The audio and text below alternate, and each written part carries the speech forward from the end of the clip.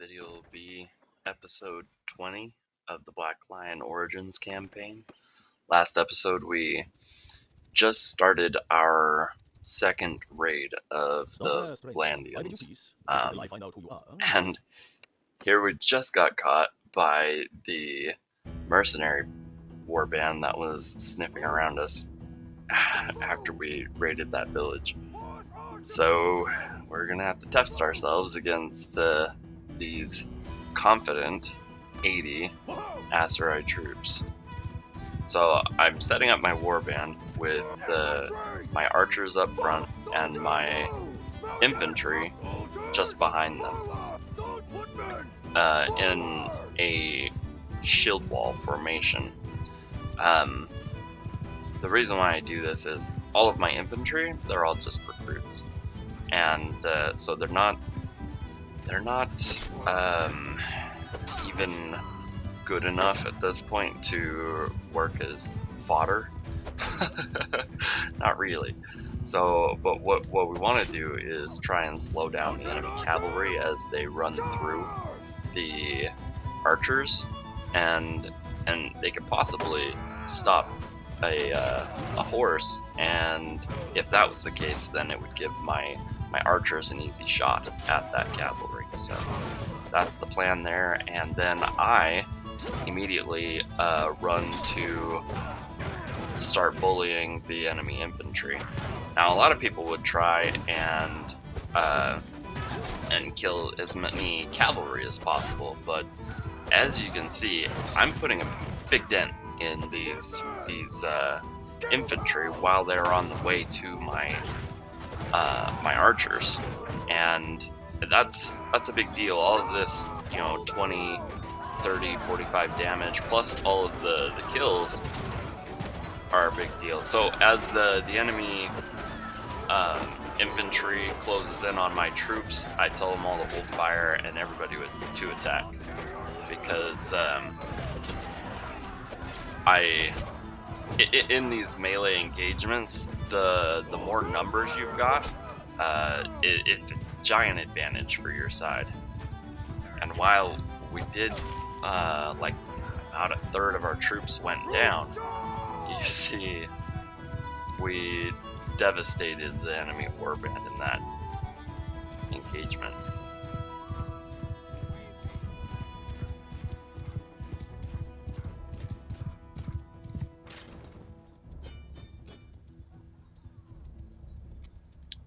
We did lose 10 troops, but keep in mind we did also level up 16 troops and took down a warband of 80, which is not nothing. Definitely going to take this fight against the looters, because we've got to get our guys leveled up. Oh, I take it back. We're not leveling up troops. We are leveling up myself, getting myself some athletic skill after that giant engagement we just had, and I didn't get to get off my horse at all.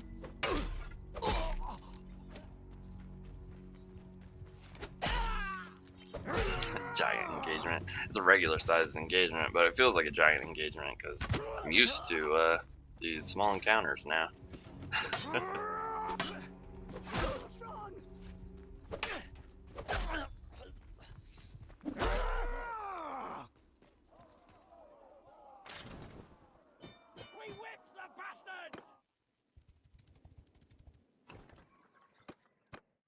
We're very close to athletic skill 275. Once we reach 275, that'll immediately be an extra 25 health in my character's health pool. And then every level that I get after that will be another point of health. So it's a big deal, and should certainly be striven to attain.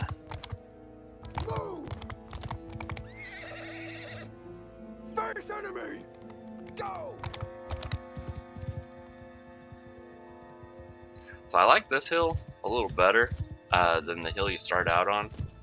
get more of a clear view of a downward slope at the angle toward the enemy. So that's why I've moved my guys over this direction.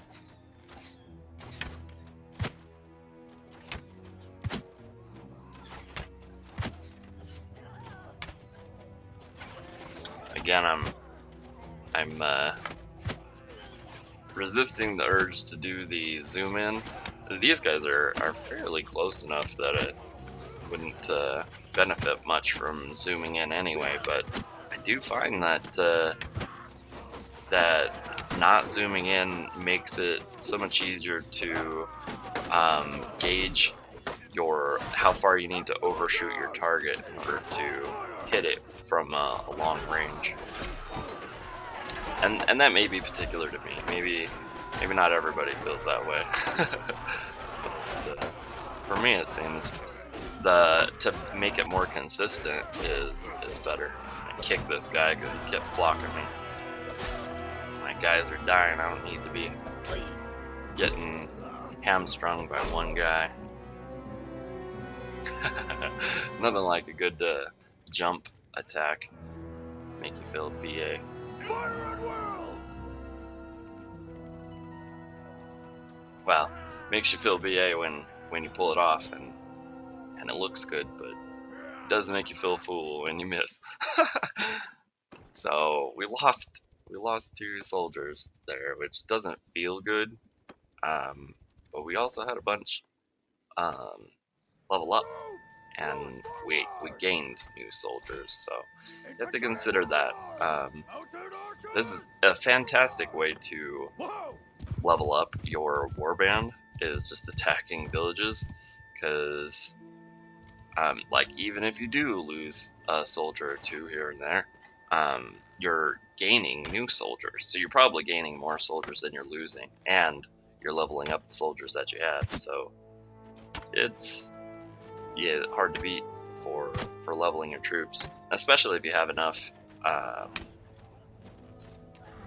stewardship skill that you can be donating all of the loot that you're picking up from the villages.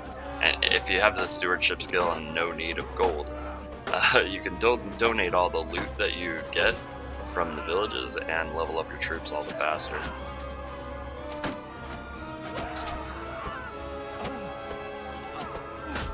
I should do this more often, this thrust attack with my spear whilst using my shield to cover myself from archers. It's not ineffective, it worked quite well.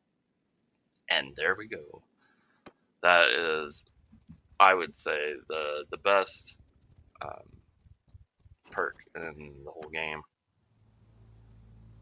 That level 275 athletics skill perk makes a giant difference.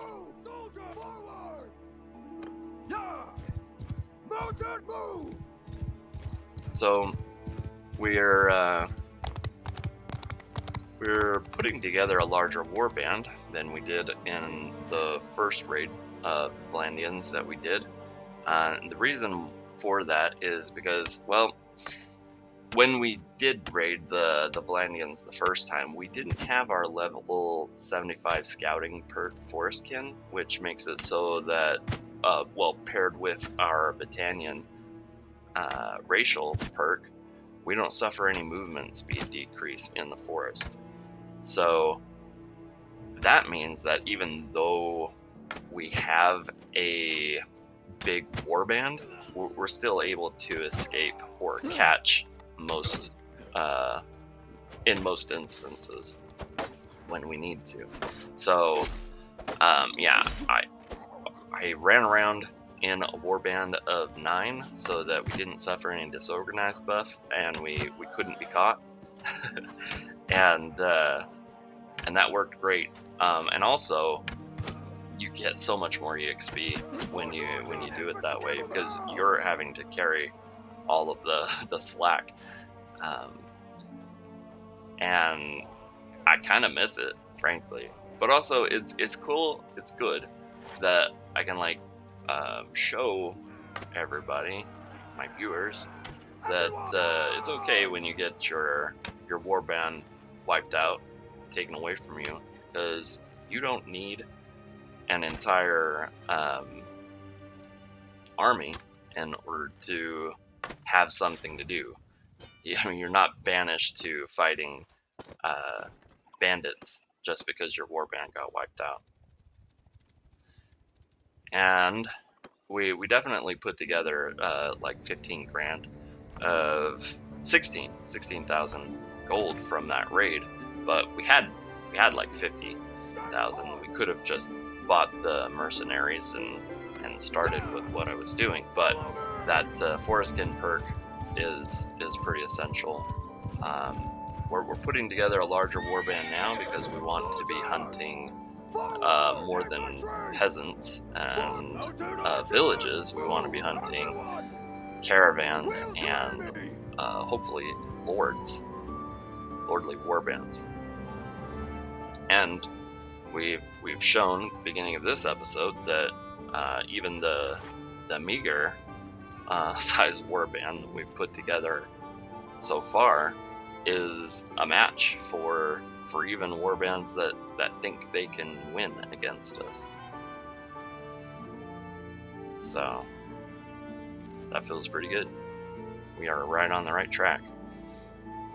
And the reason why we're wanting to hunt lords and caravans is because we'd love to get enough gold that we can kit up our entire clan. I want to get myself what I consider to be the best chest piece and helm in the game, if only just like regular versions of them. And I want to get like gloves, shoulders, and boots, and bows for all of my clan members. The bows is what's going to be the most costly there, I think. Well, frankly, I can spend about $500,000 on my helm and arm alone. So maybe not. Maybe my armor is going to be the most expensive thing, but the bows are going to be expensive too. I want noble longbows for essentially everybody. Sassel may still use his noble bow from horseback. Eventually, he's going to want a noble longbow too. Just picked up our 175 archery perk, which is phenomenal. That'll make it so that for myself and all of the troops I am serving as captain for have a negative 10% damage reduction from ranged attacks. So this Vlandian noble was running from us, and I mean, we do, to be fair, have like 10 more troops than him, but we've got a bunch of recruits. So anyway, the point is that I'm feeling pretty strong, feeling like we can start handling these noble warbands and hunting them rather than hunting the villages, which is perfect because we just got done raiding all of the villages of the Aramont that were attached to Jacqueline. So our revenge has been satisfied. I would still like to find either Lasand or Elendara and show them what for. But I would say that our revenge has been satisfied, and now we are just obligated to continue to bully the Vlandians and fulfill our mercenary contract with the Sturgians.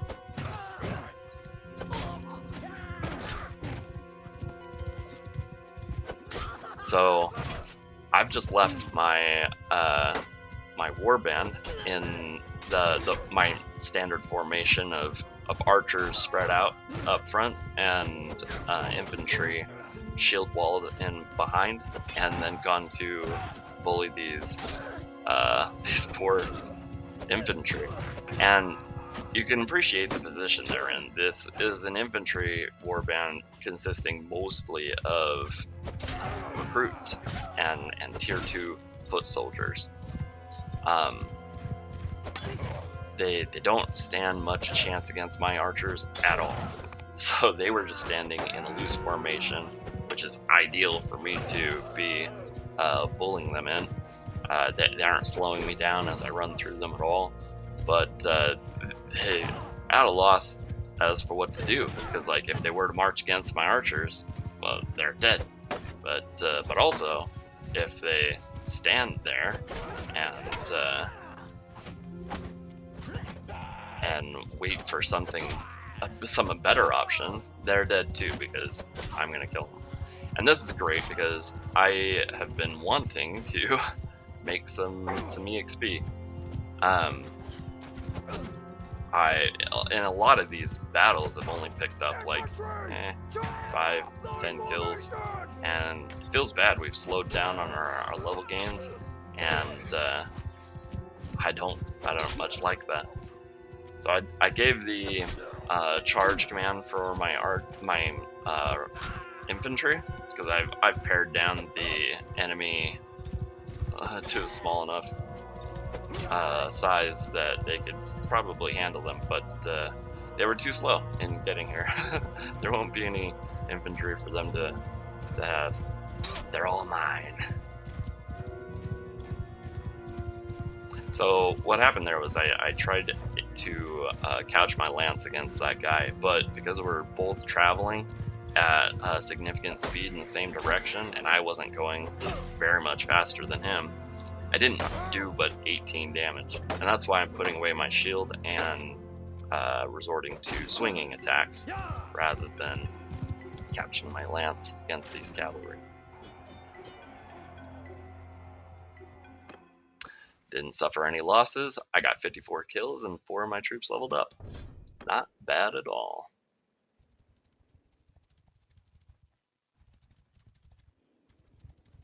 So I'm not trying to get caught like I did last time with this warband. I'm gonna work real hard in order to only fight one warband at a time.